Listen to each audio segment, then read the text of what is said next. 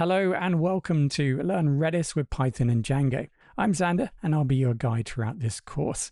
Now this tutorial is part of a full course playlist available for free on YouTube. For a deeper, more structured learning experience, the complete course is also available on Udemy. You'll find all the links and resources in the video description. Now don't forget to subscribe to the channel for weekly promotions, exclusive discounts and Udemy course giveaways. Welcome to Module 2. Redis up and running. In this module, we'll start laying the foundation for working effectively with Redis. We'll begin by introducing Redis itself, what it is, how it works, and why it's built to run in memory. We'll then move into setting up Redis in a practical way using Docker to streamline installation and create a clean development environment.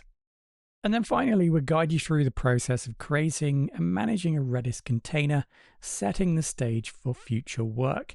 Now, throughout this module, the focus will stay practical and clear, hopefully, building up the essentials you need to be confident working with Redis right from the start.